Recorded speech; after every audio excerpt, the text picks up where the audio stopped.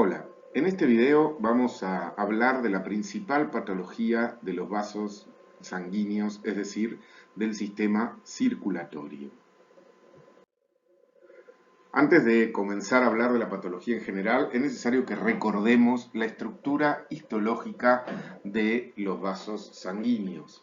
Ustedes saben que nuestro sistema sanguíneo es un sistema de cañerías, un sistema cerrado que tiene una bomba que es el corazón que bombea la sangre hacia las arterias, de las arterias vuelve por el sistema venoso nuevamente a esta bomba.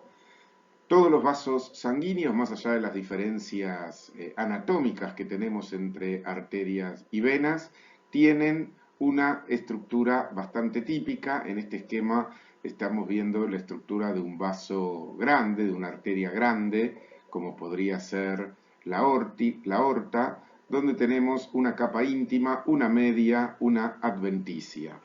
En este ejemplo podemos ver el endotelio, seguido por una lámina elástica interna, una importante capa media muscular, una lámina elástica externa y una adventicia con pequeños vasos donde está la vasa vasorum que nutre a la misma arteria. Sobre todo en lo que tiene que ver con las estructuras de las láminas elásticas internas y de la media, va variando a medida que el espesor del vaso se va haciendo más pequeño y es levemente distinto en las venas, pero refresquemos un poco esta histología típica de un vaso grande. Por supuesto, es muy importante que recuerden, ya hablamos mucho de las células endoteliales, pero es importante recordar un poco sus funciones, ya que si bien hablamos mucho de células endoteliales en inflamación, es importante que tengan en cuenta que no solamente contribuye a mantener la barrera semipermeable, sino que también contribuye a la formación de moléculas anticoagulantes y antitrombóticas, interviene en la secreción de prostaciclinas, trombomodulinas, interviene en la formación de moléculas protrombóticas también, como el factor de von Willebrand, el factor 8, el factor tisular, también interviene en la producción de matriz extracelular, modula en cierta forma el flujo sanguíneo y la reactividad de los vasos, también produce vasoconstrictores, actúa ante vasoconstrictores como la endotelina, el ECA y al mismo tiempo vasodilatadores, tiene un rol importantísimo en la regulación de la inflamación, bueno, y otras funciones que ya hemos visto, pero que es necesario recordarlo, sobre todo cuando en un momento comencemos a hablar de la formación de placas de ateromas. Nuevamente, un pequeño esquema para recordar ante qué estímulos suele reaccionar la célula endotelial. Por supuesto, una de las principales lesiones que vamos a hablar ahora y que vamos a ver que afecta a los vasos sanguíneos es el engrosamiento intimal, que lo vamos a ver como parte de muchas patologías, que va a producir que ese endotelio pierda su típica elasticidad y aspecto límpido, justamente a partir de la migración de las células musculares lisas de la capa media y al aumento de la matriz extracelular producido por estos mismos miocitos e incluso por factores liberadores de las células endoteliales. Por eso vamos a comenzar a hablar de la primer patología importante, que es la arteriosclerosis. Cuando uno habla de arteriosclerosis, se está refiriendo al engrosamiento y pérdida de elasticidad de las paredes arteriales. Esta es la principal consecuencia y la mejor definición para el término arteriosclerosis, o endurecimiento también de las paredes arteriales. Hay tres patologías que engloba el término arteriosclerosis, que es la aterosclerosis propiamente dicha, que vamos a ver que tiene que ver con la formación de placas de ateroma, la esclerosis calcificada de la media o enfermedad de Monkerberg, que se caracteriza por depósitos cálcicos en las arterias musculares, sobre todo en mayores de 50 años, y la arterioloesclerosis, que es un proceso levemente diferente que afecta arterias de pequeño calibre y arteriolas, y es la principal lesión en la vasculopatía hipertensiva.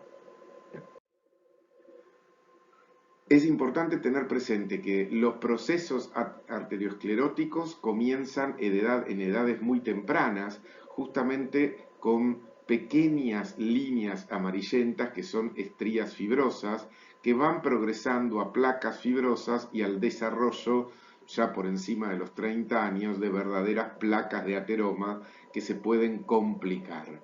Cuando hablamos de complicaciones, nos estamos refiriendo a procesos que pueden alterar la evolución de esta placa de ateroma, dando otras perspectivas clínicas, como por ejemplo el desarrollo de infartos de miocardio, de infartos cerebrales, gangrena en miembros sobre todo inferiores o aneurismas de aorta abdominal. Entonces vamos a empezar describiendo la aterosclerosis como lesiones en la íntima, básicamente presencia de placas de ateroma que a medida que aumentan de tamaño van obstruyendo la luz y debilitan la túnica media. Es la principal causa de morbimortalidad en el mundo occidental. Afecta con mayor frecuencia arterias elásticas como esa que vimos en la primera diapositiva como modelo de histología, sobre todo aorta, carótidas e ilíacas, y musculares de mediano y gran calibre como las coronarias, las renales o las popliteas. El infarto agudo de miocardio, la presencia de aneurismas a nivel de la aorta y sobre todo trastornos vasculopáticos periféricos son las principales consecuencias de esta presencia o de este desarrollo de placas ateromatosas.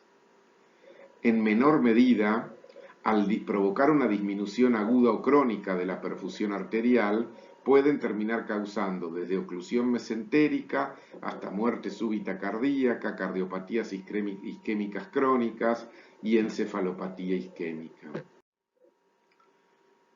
¿Cuáles son los principales factores de riesgo de la aterosclerosis? Bueno, hay muchas formas de clasificarlos. Algunos hablan de modificables o no modificables o principales y menores, pero básicamente podemos decir, hay factores rígidos que son los más importantes, el aumento de la edad, la prevalencia en el sexo masculino, los antecedentes familiares o algunas alteraciones genéticas en el metabolismo del colesterol. Esto puede producir hiperlipemias, hipertensión arterial, tabaquismo, diabetes, que con el cambio de hábitos o de medicación son un poco modificables. Y después tenemos los menores o no cuantificados, pero más fácilmente modificables, como es la obesidad, la inactividad física, el estrés y otras alteraciones también menores o no cuantificadas. Esto era un poco lo que hablábamos hace un rato, ¿no? Es importante tener presente que las lesiones por aterosclerosis comienzan en edad temprana. ¿Esto qué implica? Como ustedes pueden ver, ya desde el primer decenio de vida y hasta el tercer decenio, hay lesiones clínicamente silentes, es decir, que no manifiestan un correlato clínico, como es la lesión tipo 1, formada por pequeños macrófagos espumosos que se encuentran aislados, hasta la presencia de pequeñas estrías grasas, la lesión tipo 2, que se pueden llegar a ver en alguna aorta como pequeñas estriaciones amarillentas, lesiones tipo intermedias, ya donde hay pequeños depósitos extracelulares de lípidos, ya no dentro de macrófagos, a directamente las lesiones 4, 5 y 6 que corresponden a placas ateromatosas, es decir, lesiones con acúmulos intracelulares y extracelulares de lípido, la placa de fibroateroma, donde a ese núcleo lipídico se le agrega una capa fibrosa, y ya la placa de ateroma complicada, donde puede haber hemorragias intraplacas, presencias de trombos, etcétera. A partir de, en algún punto entre la formación de placas de ateromas y fibroateromatosas, ya empieza a dar algún tipo de correlato clínico. La estría grasa, dijimos, es el estadio inicial, células espumosas, macrófagos llenos de lípidos, más algún linfocito T y muy pocos lípidos extracelulares en la íntima. No son lesiones elevadas, no alteran el flujo, no alteran la integridad del endotelio, ¿sí? Generalmente se ven como pequeños o múltiples puntos amarillentos de menos de un milímetro que van a confluir en estrías alargadas de 1 centímetro más. Casi todos los niños y niñas de más de 10 años, independientemente de la etnia, el sexo, geografía o medio ambiente, tienen, y no significa esto que todas estas estrías grasas terminen destinadas a evolucionar a una placa ateromatosa. Acá podemos ver pequeñas formaciones amarillentas donde muestra la flecha, pequeñas zonas que no sobrelevan y que histológicamente corresponde en algún punto por debajo del endotelio a cúmulo de macrófagos espumosos, básicamente. A mayor aumento podemos ver ese aspecto apolillado típico por la presencia sobre todo de lípidos, por supuesto lo vemos blanco, porque ustedes saben que en el proceso de de procesamiento de una biopsia, valga la redundancia, los lípidos se pierden. Otra para ver todo este aspecto apolillado que corresponde a presencia de material graso. Otra para ver a veces la presencia aislada de linfocitos, pero es importante destacar que en este nivel el endotelio está indemne. Cuando hablamos de una placa ateromatosa, ya nos estamos refiriendo a una lesión focal sobrelevada, blanco-amarillenta, generalmente de menos de 1,5 centímetros de diámetro. Estas formaciones tienden a crecer por coalescencia, de distribución focal, excéntrica, depende del lugar del vaso, puede haber más o menos cantidad. Los lugares más frecuentes donde están son la aorta abdominal inferior, seguido por las arterias coronarias, las arterias popliteas, las arterias carótidas internas, el polígono de Willis. En la aorta generalmente las lesiones son más prominentes alrededor de los ostium, de la salida de otros vasos. Los componentes principales de la placa ateromatosa, que muchas veces uno les pregunta y les cuesta, digamos, identificarlos, son células musculares lisas, recuerden que van a migrar de la capa media a la íntima, monocitos y otros leucocitos, matriz extracelular con colágeno, fibras elásticas y proteoglicanos, y por supuesto lípidos intra y extracelulares, sobre todo presencia de colesterol.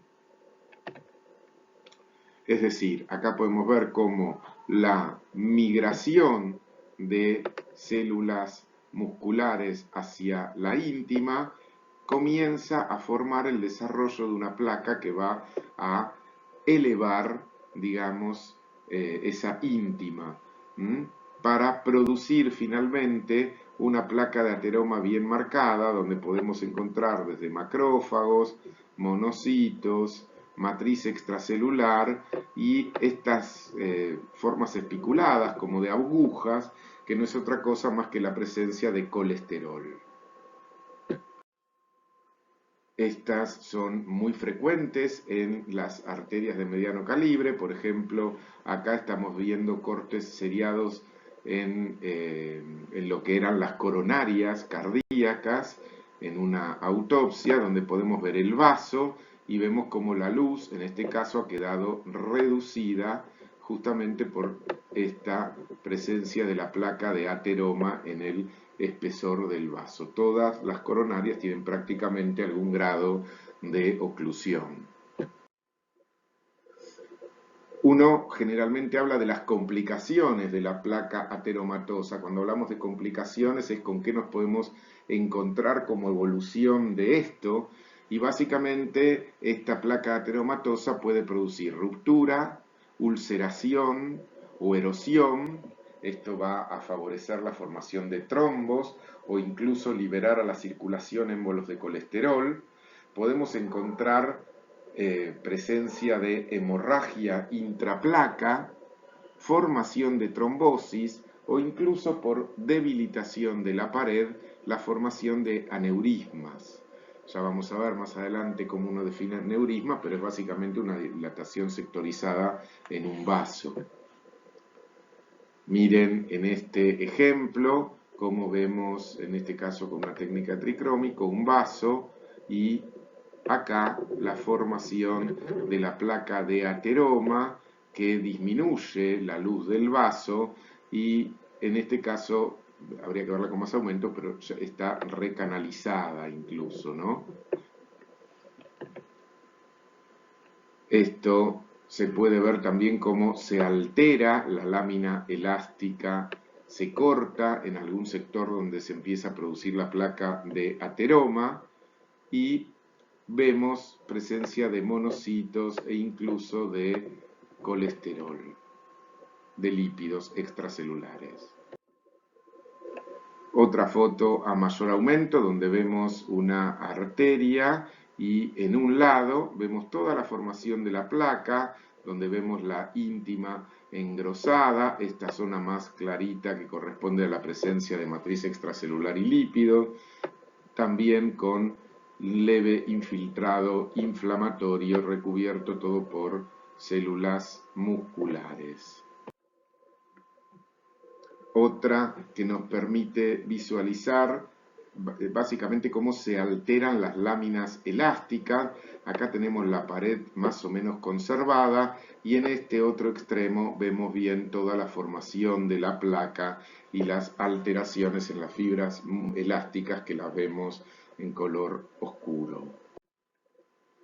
Es frecuente encontrar esto, fíjense, esto es una placa de ateroma, este es un sector de la pared de un vaso con la adventicia, la muscular y la íntima, ¿sí? Y acá vemos la luz del vaso y podemos ver la placa de ateroma con todo lo que ven en rojo, que es una hemorragia intraplaca, y las zonas que ven en blanco son presencias de cristales de colesterol que típicamente se ven así como agujas. Macroscópicamente y muy característicamente vemos como ese endotelio, que uno lo tendría que ver todo liso y brillante y que se continúa, si ustedes pudieran tocar esto, lo verían engrosado, con zonas más amarillentas por los depósitos de colesterol y a veces francamente ulcerados, gordos, gruesos, obviamente que terminan lesionando el endotelio y favoreciendo la formación de trombos y debilitando la pared arterial. Miren acá en la aorta descendente, como solamente acá hay un poquitito de aorta más o menos normal, todo el resto del endotelio se encuentra con estas placas de ateroma, incluso en el nacimiento de las ilíacas, que debilitan la pared y favorecen el desarrollo de trombos. Típica imagen con poco aumento de la pared de un vaso, donde vemos acá perfectamente toda la placa de ateroma, como esta zona más clara, todas estas rayaduras que ven ahí por la presencia de los cristales de colesterol.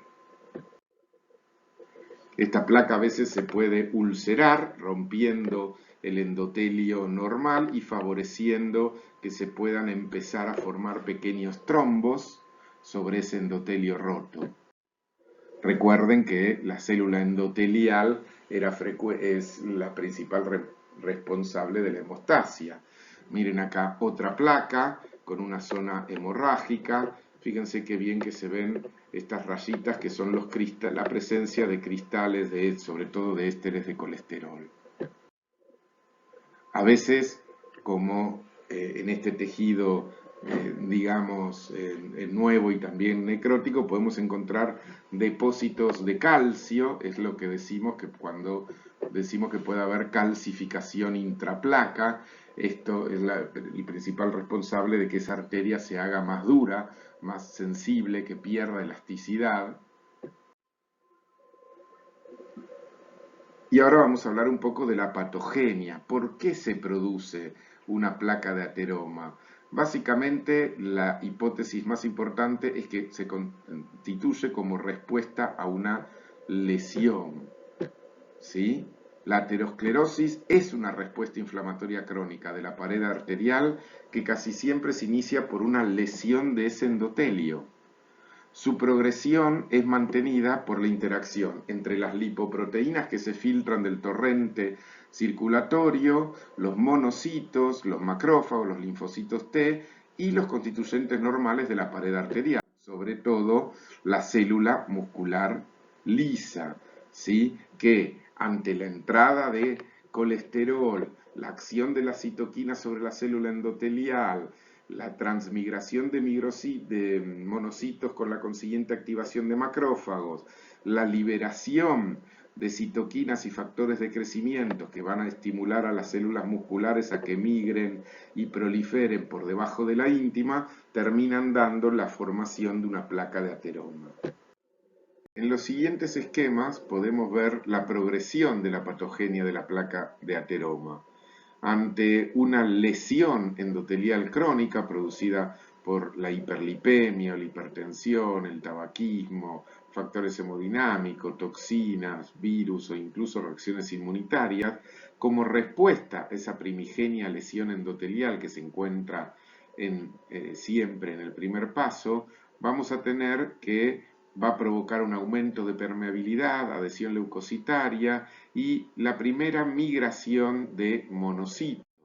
Estos monocitos que van a migrar a la íntima van a activar la llegada de músculo liso que emigran desde la media, activan a los macrófagos y se va a producir el primer englobamiento de lípidos por macrófagos e incluso células musculares lisas que con el tiempo van a hacer que prolifere más músculo liso, se produzca el depósito de colágeno y de otras proteínas de la matriz extracelular junto con más presencia de lípidos, teniendo la placa de ateroma hecha y derecha, con esta cápsula, por así decirlo, cubierta de células musculares lisas, presencia de linfocitos, colágeno, restos de lípido y lípidos atrapados. Dijimos que también hay lesiones que van a ser características de sobre todo en la vasculopatía hipertensiva.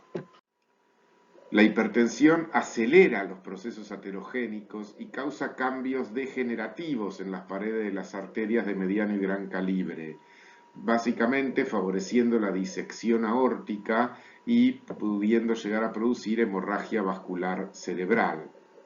Además, hay dos formas de enfermedades de vasos de pequeño calibre asociados a hipertensión. La arteriosclerosis hialina, que es un engrosamiento hialino rosado y homogéneo de las paredes de las arteriolas. Ahora vamos a ver que acá las arteriolas presentan justamente, como lo acabamos de describir, un aumento del espesor bien homogéneo, bien rosado, donde se pierden en detalle las estructuras subyacentes, con disminución de la luz. Este proceso de arteriolosclerosis hialina es frecuente en ancianos, ya sea normo hipertensos y en pacientes diabéticos, y es mucho más intensa y generalizada la arteriolosclerosis hialina en pacientes con hipertensión arterial. Refleja básicamente el escape de componentes plasmáticos a través del endotelio y la síntesis exagerada de matriz extracelular a partir de las células musculares lisas. Es muy característico en la nefroesclerosis benigna, en la lesión que se ve en los vasos renales, que van a producir alteración de la irrigación renal, que puede llevar a la pérdida de nefronas y contracción eléctrica de los riñones. Acá podemos ver una foto donde vemos como la pared de la arteriola está engrosada, pero en forma homogénea, ¿ven? Por un material bien eosinófilo que desdibuja los límites celulares. Acá no estamos en presencia de un gran vaso como veíamos hace un rato, en donde hablábamos de placas fibroateromatosas. Y la otra lesión que podemos tener es la arterioloesclerosis hiperplásica. La arterioloesclerosis hiperplásica, a diferencia de la hialina, es más característica, aunque no exclusiva, de la hipertensión arterial maligna, es decir, de aquellos pacientes que suelen tener más de 120 milímetros de mercurio de presión diastólica. Está relacionado con picos más agudos y graves de tensión arterial, y acá, a diferencia de la arterioloesclerosis hialina, va a haber un engrosamiento laminado y concéntrico de las paredes de las arteriolas con un estrechamiento progresivo de la luz. Vamos a ver que este engrosamiento está formado por células musculares lisas y por una membrana basal engrosada y que muchas veces se encuentra duplicada. Cuando a estos cambios hiperplásicos se le agrega presencia de necrosis fibrinoide, uno habla de arteriolitis necrotizante, también muy frecuente a nivel renal. Ven que acá es como que hay un aumento, un engrosamiento concéntrico de la pared arterial. Acá estamos en un riñón, acá estamos viendo un pedacito de un glomérulo, ¿sí? Así que arterioloesclerosis hiperplásica asociada a hipertensión arterial maligna. A continuación vamos a hablar de los aneurismas y de las disecciones de vasos sanguíneos. Como siempre tenemos que empezar definiendo lo que es un aneurisma, una dilatación anormal localizada de un vaso sanguíneo o de la pared del corazón. Esto es importante porque ustedes generalmente cuando definen aneurisma, generalmente se refieren al aneurisma como esa dilatación de un vaso sanguíneo, pero tengan presente que puede afectar la pared del corazón y tener un aneurisma cardíaco. Básicamente hay aneurismas verdaderos, son los que están rodeados, esa zona de engrosada y debilitada de la pared del vaso, por componentes de la misma pared o del corazón, si es en el corazón. Estos pueden ser de causa aterosclerótica, sifilíticos, congénitos, como es muy frecuente en los vasos cerebrales, pero también tenemos los falsos aneurismas o pseudoaneurismas. Acá no hay una verdadera dilatación anormal del vaso. Lo que hay, generalmente por alguna efacelación o una brecha en la pared del vaso, es un hematoma extravascular que suele comunicarse con el espacio intravascular y que está todo contenido por adherencias periféricas, lo que hace que se pueda ver como un vaso dilatado cuando en realidad es un hematoma extravascular, generalmente. Muy frecuente por ruptura post-infarto de miocardio o fuga en zonas de unión anastomóticas en casos de injertos vasculares. Y la disección, a diferencia del aneurisma, ya sea verdadero o falso, en realidad es cuando tenemos un hematoma que va disecando entre las paredes de la arteria y que nunca pierde la comunicación de la luz.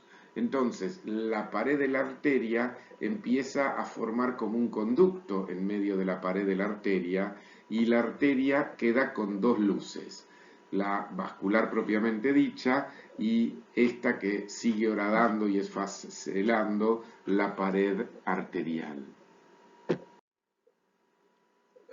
Acá tenemos un lindo esquema para ver el aneurisma verdadero, donde hay una dilatación de la pared de un vaso, ya sea por cualquiera de los motivos que dijimos, y el falso aneurisma, donde en realidad lo que nos parece una dilatación, en realidad es la presencia de un hematoma extravascular, justamente por ruptura de la pared con extravasación de sangre, pero que está contenida por el mismo tejido aponeurótico y fibrótico de afuera del vaso.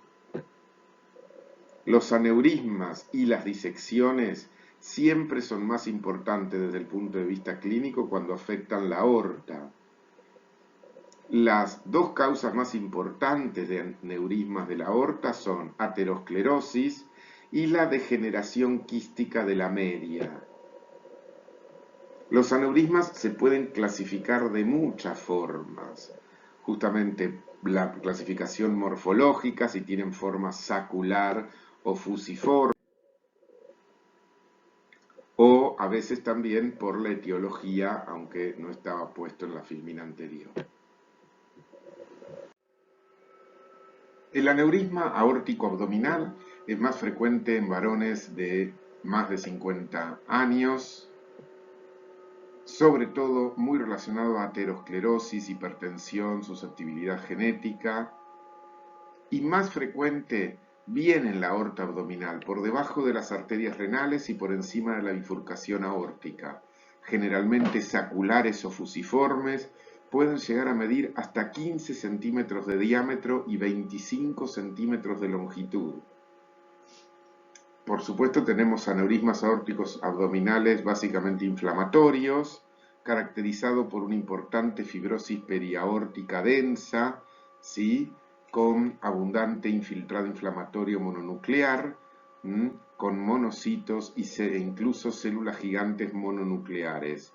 La causa de estos aneurismas aórticos predominantemente inflamatorios es incierta. Tenemos los aneurismas aórtico-abdominales micóticos. No se confundan el nombre micótico con un origen en hongos. Son aneurismas aórtico-abdominales ateroscleróticos infectados por microorganismos circulantes que la mayoría de las veces se corresponden con bacterias, no con hongos. La consecuencia, el peligro, las complicaciones de estos aneurismas abdominales es ruptura. El riesgo de ruptura guarda relación directa con el tamaño del aneurisma. Pueden llegar a producir obstrucción de un vaso con lesión tisular isquémica, embolia si se produce de ateroma o incluso si se produce algún trombo en la pared, efecto de masa sobre estructura adyacente. De hecho, muchas veces se presenta como una masa abdominal. Acá podemos ver imágenes de la aorta descendente abierta, más allá de toda la cantidad de placas de ateroma que tiene esta imagen. Ustedes pueden ver claramente la zona dilatada correspondiente al aneurisma, bien por encima de la bifurcación, ni bien se bifurcan las ilíacas. Otra imagen de un aneurisma aórtico abdominal, más imágenes de aortas con un aneurisma más de tipo fusiforme, siempre estamos en aortas abdominales. Podemos ver cómo podemos encontrar presencia de trombos fijados a la pared dentro de esta zona dilatada de la aorta descendente. Vemos cómo es frecuente la presencia de trombosis, ¿sí?, a lo largo, sobre todo en relación con placas de ateromas complicadas. Y nos queda hablar de la disección aórtica, también denominado hematoma o aneurisma disecante. Acá era cuando a través de una lesión en la íntima se producía una disección de la sangre entre y a lo largo de los planos de la media, con formación de un canal lleno de sangre dentro de la pared aórtica que va formando como un doble caño de circulación dentro de la aorta y que con frecuencia se puede romper hacia afuera y causar una hemorragia masiva. La disección aórtica puede o no asociarse a una dilatación aórtica. La mayoría, más del 90%, afecta a varones en edad media de la vida, entre 40 y 60 años, con hipertensión arterial. Menos frecuentemente a pacientes más jóvenes, pero en este caso generalmente suelen tener alguna patología del tejido conectivo. Y mucho menos frecuente es de causa iatrogénica.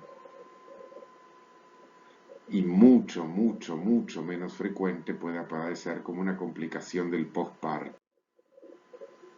Lo que se caracteriza es que hay un desgarro de la íntima, transversal u oblicuo, de pocos centímetros, generalmente con bordes desgarrados, y que esto permite que por ahí se vaya metiendo este hematoma que se extiende entre los planos laminares de la aorta, generalmente entre el tercio medio y el externo. No siempre hay una patología previa detectable en esa pared aórtica. La lesión frecuente más común es la degeneración de la media, que es cuando hay una fragmentación de la capa elástica y separación de los elementos elásticos y fibromusculares de la media, generalmente por espacios que están llenos de matriz extracelular amorfa. Generalmente no hay inflamación y a veces se asocia a algún trastorno del colágeno como puede ser el síndrome de Marfan.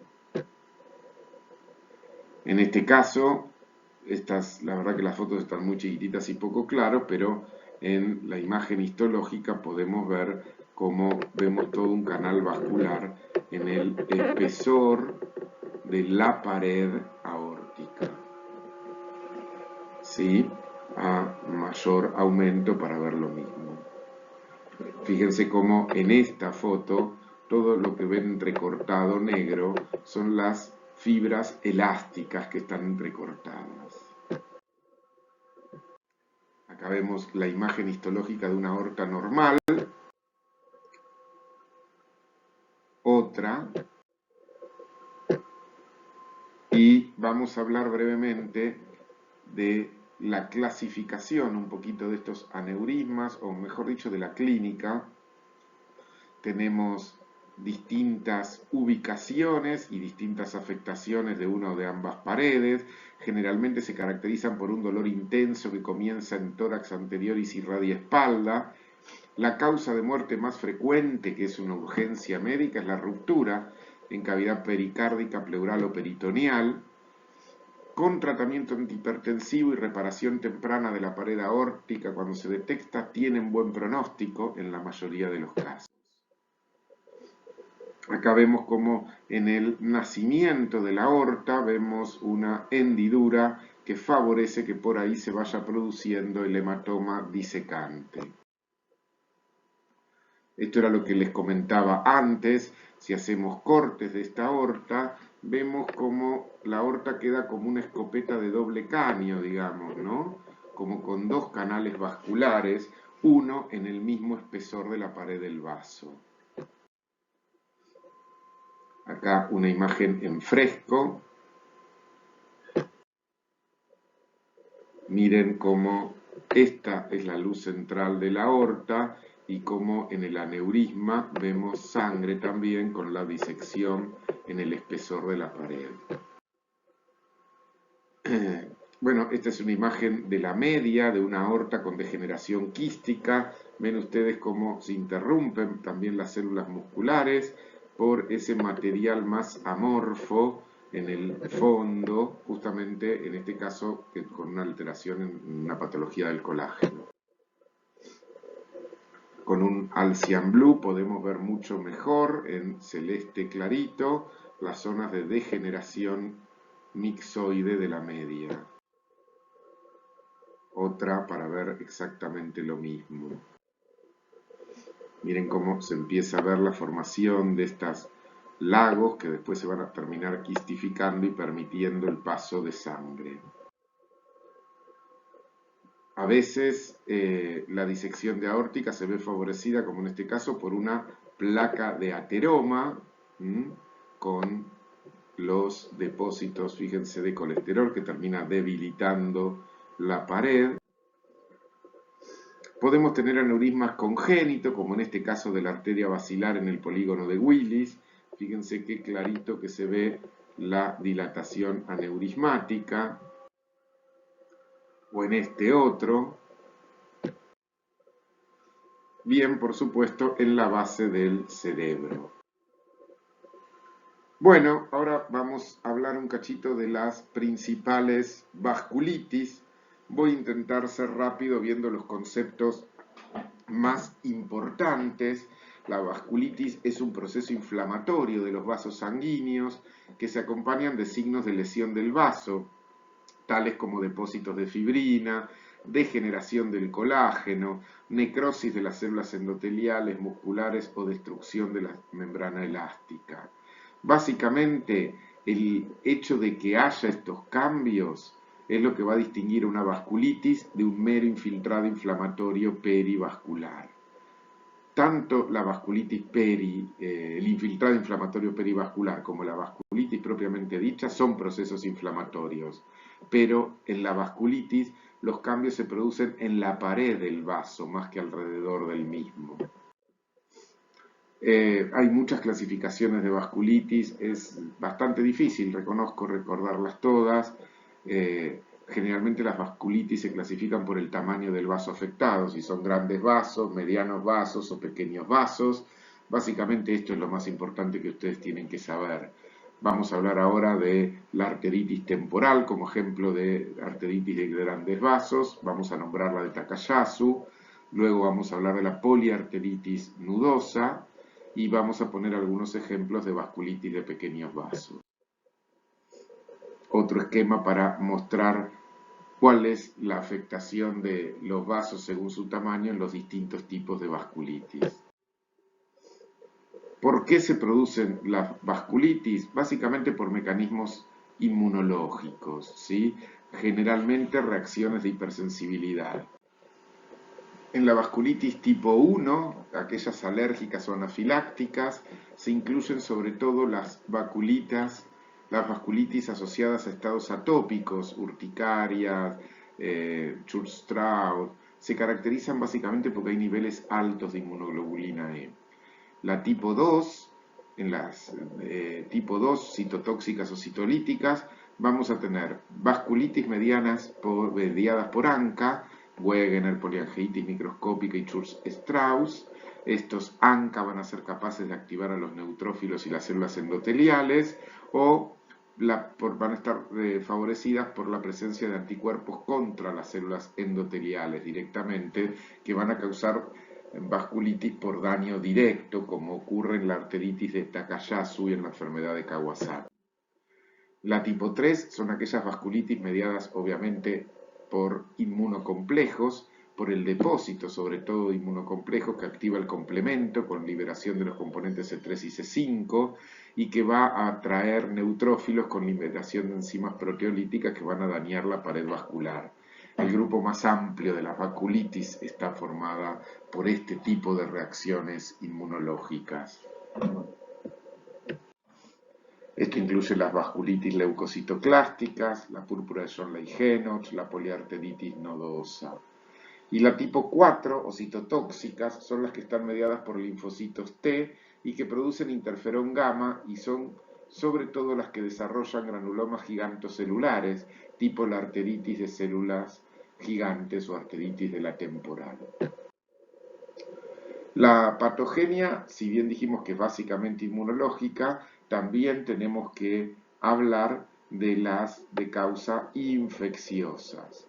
Bacterias, rickettsias, espiroquetas, hongos, incluso herpes pueden provocar vasculitis también.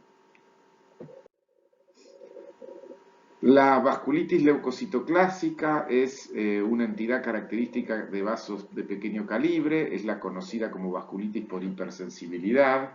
Un porcentaje de los pacientes puede tener manifestaciones extracutáneas, ya sea en riñones, aparato digestivo, pulmonares o neurológicas. Hay varios grupos etiológicos reconocidos en la vasculitis leucocitoclástica. Infecciones, sobre todo por estrepto o citomegalovirus, la pueden desarrollar. Algunos fármacos, sobre todo antibióticos, penicilinas, cefalosporinas, la furosemida, la aspirina, agentes químicos, algunas neoplasias e incluso se pueden dar en el contexto de enfermedades sistémicas como la enfermedad inflamatoria intestinal, la enfermedad celíaca, el lupus y otras. La patogénesis de la vasculitis leucocitoclástica es básicamente el depósito de inmunocomplejos en las paredes vasculares con activación del complemento.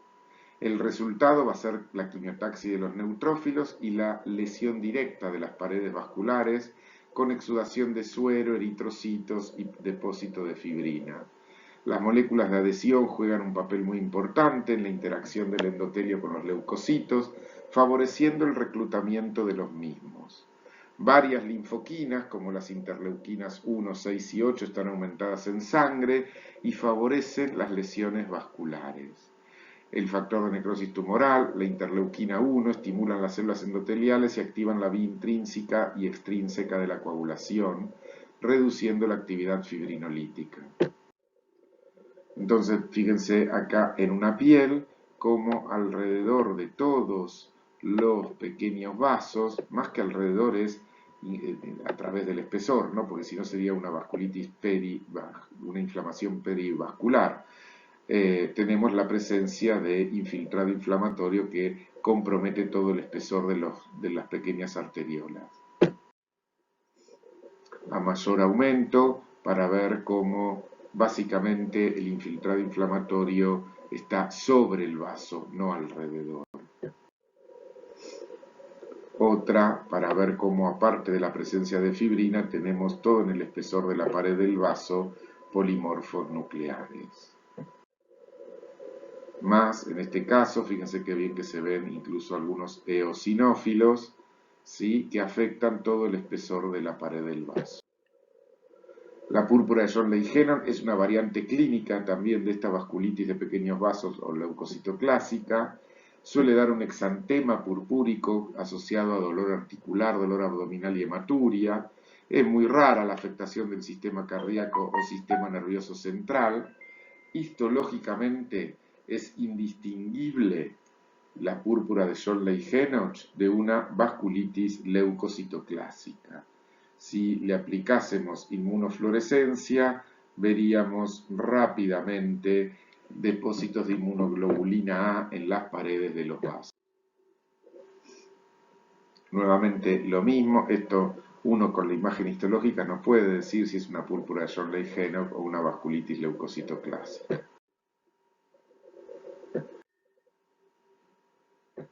Pasemos a ver las vasculitis de vasos grandes, sobre todo la arteritis de células gigantes o arteritis de la temporal.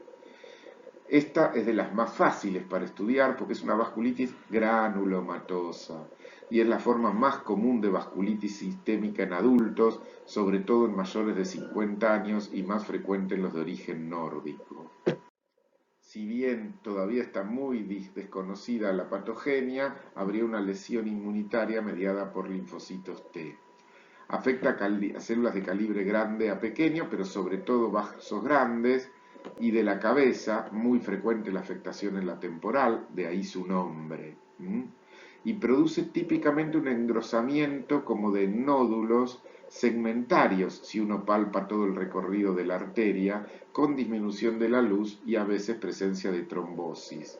Cuando uno biopsia la arteria y la ve histológicamente, ve que hay una inflamación granulomatosa interna, en la mitad interna, sobre todo de la túnica media, donde suele haber células gigantes multinucleadas de tipo cuerpo extraño y células de tipo Langhans también. Característicamente, la lámina elástica interna se encuentra fragmentada. Hay raros casos con presencia de neutrófilos, más dando una panarteritis inespecífica, pero es raro. Suele cicatrizar y dar un engrosamiento fibroso de la pared vascular. El tratamiento básicamente es con antiinflamatorios. Se suele ser muy palpable el recorrido de la arteria temporal, incluso cuando uno la palpa ve como nodulitos a lo largo del espesor de la pared. Histológicamente uno ve la pared engrosada y en el espesor de la pared la presencia del granuloma, que cuando lo vemos a mayor aumento vemos que hay células gigantes de tipo cuerpo extraño. Recordemos que puede haber tanto células gigantes de tipo cuerpo extraño como células gigantes de tipo Langhans en este granuloma característico del espesor de la pared. Característicamente hay pérdida de la lámina elástica interna, fíjense que no se ve tan bien como acá. Después tenemos la arteritis de Takayasu, también es granulomatosa, esta es más frecuente en mujeres más jóvenes, también de patogenia desconocida, más frecuente a la altura del callado aórtico y de las arterias pulmonares. También hay un engrosamiento irregular de las paredes de la aorta y de sus ramas, y también vamos a encontrar una inflamación granulomatosa, pero sobre todo de la adventicia y de la media, incluso con necrosis focal. Tiene buena supervivencia a largo plazo, característicamente por afectar la zona del callado aórtico suele dar aumento o disminución de la tensión arterial, con pulsos débiles en los miembros superiores y característicamente una irrigación dificultosa en los dedos de las manos que produce frialdad. Ahí podemos ver las zonas de estrecheces que muestran claramente la lesión granulomatosa, en este caso correspondiente a una arteritis de Takayasu. La granulomatosis de Wegener es una enfermedad sistémica con vasculitis necrotizante y granulomas que afectan el tracto respiratorio superior e inferior, generalmente acompañado de lesiones necrotizantes a nivel del glomérulo. Las manifestaciones cutáneas se suelen observar en un poco menos de la mitad de los casos. Hay variantes clínicas denominadas formas más limitadas que comprometen solo el pulmón y no los riñones. Otra variante caracterizada por lesiones mucosas y cutáneas prolongadas. En la patogenia se le incluye como enfermedades asociadas a ANCA. Histológicamente hay una inflamación necrotizante de los vasos, una angeitis necrotizante con depósito de fibrina en los vasos, sobre todo dérmicos de pequeños calibres, acompañada de una vasculitis leucocitoclásica con trombos de fibrina. También puede haber granulomas necrotizantes con células gigantes.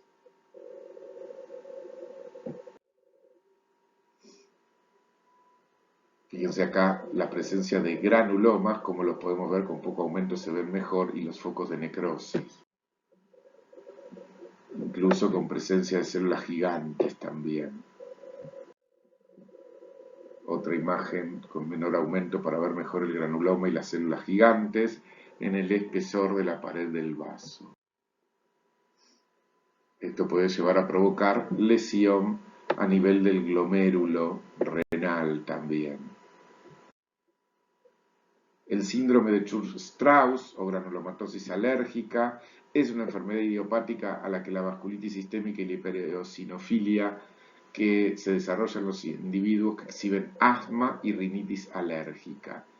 Esto es lo más característico, ¿no? Vasculitis sistémica e hipereosinofilia, acompañado de asma y rinitis alérgica, ¿sí? Es decir, una vasculitis necrotizante, más gran presencia de eosinófilo en los tejidos y en sangre, y granulomas extravasculares, hacen el diagnóstico prácticamente de síndrome de Church-Strauss, que corresponde a la vasculitis en pacientes con asma y rinitis. Es frecuente que estos granulomas extravasculares produzcan nódulos subcutáneos y muestren necrosis central de tipo fibrinoide con eosinófilo. Hay que tener en cuenta que los tres componentes no siempre coexisten al mismo tiempo. Algunos granulomas extravasculares similares a los observados en la granulomatosis alérgica fueron descritos en procesos asociados a inmunocomplejos circulantes, como pacientes con lupus o artritis reumatoidea. La diferencia es que en esos procesos sistémicos la zona central es basofílica y no hay eosinofilia ni eosinófilos en la periferia del granuloma como si hay en esta vasculitis. Miren, la gran cantidad, todas esas células rosaditas que ven son eosinófilos. Bueno, acá en un pulmón, poco aumento para ver el granuloma, deberíamos ver a más aumento para ver la eosinofilia, como vemos acá, todos estos son eosinófilos, todas estas células bien, con citoplasma bien rosado. Como ejemplo de vasculitis de vasos medianos, tienen que estudiar la PAN, la panarteritis nodosa o poliarteritis nudosa. Es una vasculitis necrotizante de los alumnos, no, de los adultos, en arterias musculares de mediano y pequeño calibre. Tiene la característica de que respeta las arteriolas capilares y vénulas y no afecta ni la circulación pulmonar ni la renal, por eso no causa glomerulonefritis. Tiene predilección por las zonas de ramificaciones y bifurcaciones, la patogenia es desconocida, suele asociarse a dilatación y formación de aneurismas o rupturas, puede haber inflamación transmural con necrosis fibrinoides, engrosamientos fibrosos, pueden estar todas las fases de actividad en el mismo vaso y tiene un curso remitente y episódico, es decir, mejora, empeora. Sin tratamiento el pronóstico es malo, pero con tratamiento, básicamente con corticoides o ciclofosfamida, tiene una curación cercana al 90%. Característicamente produce hipertensión, dolor abdominal, melena, dolores y molestias musculares difusas, neuritis periférica. Acá podemos ver dos imágenes para ver el engrosamiento de dos paredes arteriales e incluso la presencia de necrosis con fibrina en el espesor de la misma pared. Bueno, muchísimas gracias. En un próximo video vamos a hablar lo que queda de patología circulatoria, que son los tumores vasculares.